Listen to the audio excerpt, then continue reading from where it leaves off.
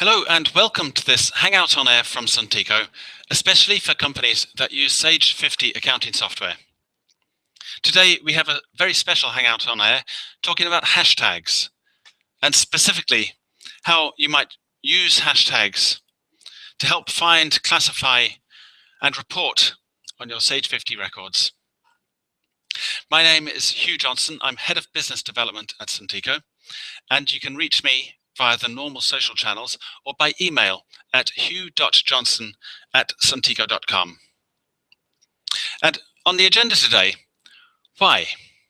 Why on earth would we want to use hashtags with Sage 50 data and your other business data? We'll go on to discuss, assuming that the reason why is good, we'll go on to discuss how it works and take a look at some examples of what you might want to use it for, and then take a quick look at a demo. But to answer the first question, why, it's actually very simple. And if you follow the example of Twitter have made hashtags extremely popular simply by making it very easy to find information across the world, find what people are talking about. And if I ask you in your business, how long does it take you to find what you're looking for? You might actually be quite shocked by the answer. I mean, Bono here is still looking for what he's looking for 28 years on, and he still can't find it. But the McKinsey Global Institute did quite a famous study a couple of years ago, just looking at the way knowledge workers behave within their organizations. And they concluded that the average knowledge worker spends up to a day a week simply looking for the information that they need to do their job effectively. Now, Twitter has made hashtags an extremely popular way of finding information within the business. And one of the ways that Twitter has made this popular is by enabling people to use the words that they would use and use the phrases that they would use to help find the information. And to illustrate a kind of counter example of that, I've got a sample from the SAP R3 help facility, which talks about this thing called functional location. And it defines a functional location as a business object that's an organizational unit within logistics that structures the maintenance objects of a company according to the functional, process-related, or spatial criteria. And it goes on. A very, very precise definition, but it takes quite a lot of effort, mental effort, to actually understand what that means. If you're trying to spread that across your business and across the organization, that becomes very difficult. And really what you're looking for is you're looking for people to speak the language of their machine rather than the other way around. And the hashtag actually flips that on its head. And one of the main powers of the hashtag is actually that it's user created. So if I want to go onto Twitter and create a new hashtag called Hugh's Hangout on Air, I can, and it'll be there and it'll be created, and nobody can stop me. It's my vocabulary that I'm using. And that's very important for a business, because even small businesses, every single business has their own vocabulary that might also change from time to time as the years go on. And it's important that people can converse within the business using their vocabulary, using the vocabulary that they can understand. And of course, as we know from Twitter, a very powerful aspect of the hashtag is to be able to spot trending threads, trending discussions, what people are talking about now. And again, unlike many of the older, very heavily structured systems, you can use a single tag to join multiple different types of information. So you might join documents, you might join discussions, you might join an invoice record, a customer record, a contact record, a task. You can join all of these things together using a single hashtag. And likewise, you can have a single piece of information, maybe a single discussion or a single comment, and attach multiple tags to it, or a single customer record and attach multiple tags to that customer record, because you may want to view that customer record or classify that customer record from several different angles. So really the power of the hashtag is what I'm saying is A, that it's user created and using your own vocabulary, but it's also extremely flexible in terms of how it can join information together and the multiple different types of information it can join together. Now, that's probably a nightmare for somebody on the kind of corporate data management side of things. So is this not a recipe for chaos? Well, yes, if it's unmanaged. But I think one of the things that we will see today in this short demonstration is that there are very simple strategies we can take to eliminate that chaos and put manners on our use of hashtags across the business. So really what we're talking about is taking the concept of Twitter and the Twitter hashtags and applying that to your business, where you can link your own internal discussions in the business and link common threads, link transactional records, and bring them all together so that you can deliver the information into the hands of the people that need it quickly at the speed of Twitter. So how might you use this? Well, you're not going to use it for everything within the business, but there are some very classic examples that you might want to. One is that you may be organizing events or projects or campaigns across the business, maybe a special customer day that you're celebrating once a year and you bring your customers together. And it's the kind of event that joins many people across the business together around a single topic. And you're also linking in customer records and contacts and so on. And the hashtag is perfect for that. And we'll take a look at an example in a few minutes. Another example would be around the area of competitive activity. So if you've got a new competitor that's active in certain customer accounts, just being able to hashtag that competitor and link that to particular customer accounts is great. And you can post that information to the account records and people can find that. It's not buried in an email somewhere that will be forgotten a day after that email is sent. A third area is what I call corporate memory. And you might have an example, and the example we're going to look at is you might have an invoice that is disputed, but eventually settled and resolved. And within your accounting software, once it's settled and resolved, you may forget actually that there was a dispute with this invoice and there was a problem with it. And if you wanted to track the challenge of disputed invoices, then a hashtag is a nice way of doing that, because the hashtag can remain on the invoice so that forever after you can call up all those invoices that were once disputed and take a look at them and review them.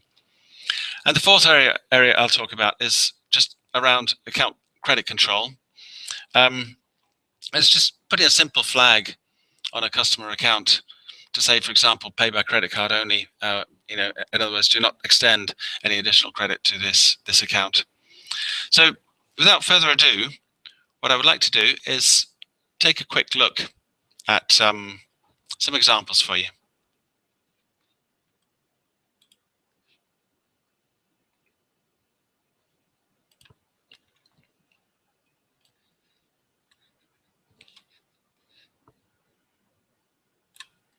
Okay, what I have here is I have myself logged on to the Suntico demo account.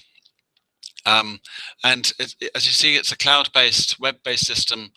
And in the background, it's hooked into my Sage 50 accounting software on my business premises. I'm not going to go into any more details about this because you can see that in other Hangouts on air and other videos on our website. And I'm going to dive straight in and just look at the use of hashtags within the business. So in the first example, what I want to discuss is that we've got a customer day coming up. We're a garden supplies company, and every year what we do is we organize a customer day for our top customers. So all I want to say is I've set up a hashtag called 2015 customer day. So I can just hashtag 2015 and it automatically prompts me the right hashtag. It stops me misspelling it. Looks like a really good turnout or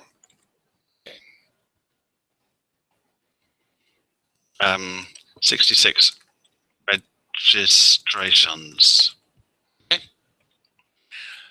And I just share that with the business. It's just a simple note, but what it means is anybody in the business that's following this hashtag 2015 customer day can see that note, and it's shared there forever. And if anyone actually just wants to pull up details of all the notes to do with the 2015 customer day, there we see it. And actually what we see here is we see a range of things. We've seen just the notes. These notes could also include attachments and documents. We see a task here, a different type of transaction altogether. So that's one simple example around a customer project, and the entire business can share information, and any information they have to do with the customer day. That's far more effective than using email, for example. And I can reference in customers that are going and so on. The next example I want to talk about is competitive activity, and this is a very common situation in any business. And again, this is so much better than using email, because if I think, let's say for example, there's a new competitor on the scene called Flower Power, and so I can just make a note on that. There's no prompt coming up because this hasn't been reserved as a hashtag before. Flower Power, the new online garden supplies company, is very active and he's very active in a few of my customers. So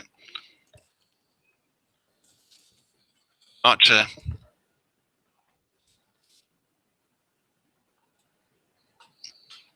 no, sorry, Armstrong Landscaping,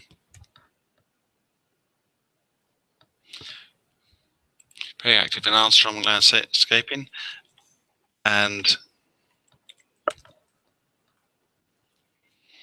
Teesdale Real Estate. I can share that. Now, what that's done, it's done a few things. Firstly, it's created this new hashtag called Flower Power. It's also posted this note to the account record of Armstrong Landscaping and Teesdale Real Estate, who are two very important clients of mine. So anybody dealing with those two customers will see that Flower Power is very active in those accounts. And then again, if anyone later on wants to track the activities of Flower Power, all they need to do is go there and look at the trending items. The next example I just want to take a quick look at is what I call corporate memory. And if I go just take a quick look at sales invoices, just another quick use of the hashtag. And I see this invoice here not paid, and maybe it's under dispute. I just open up the invoice record, and I can enter flag disputed. And I'll just flag that invoice as disputed. Okay, and what that means is that the invoice might be settled later on, but if I can later on call up all my old invoices and actually just filter those and just call up the disputed items and pull them up there. So that's an example of corporate memory. Now, one of the things we discussed is, is this not a recipe for chaos? Well, it's not, because actually what I can do is I've got a tag management, or the administrator has a tag management facility within the system where he can look at all the tags that are there. We can edit the spellings of them, or if the two tags that somebody has put in of similar spelling, then they can be merged into one tag, and so we can keep the tags nice and neatly managed. So what we've seen is really just a whistle-stop tour. Let me just just a whistle-stop tour of hashtags within Suntico.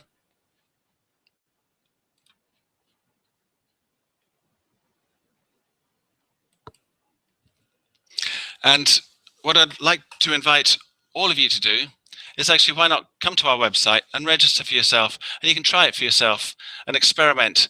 So just go to our website, www.suntico.com, and on the homepage there, you see the button, try out our demo, fill out your email address, and we will send you the log-on credentials for a demo account where you can try this out for yourself.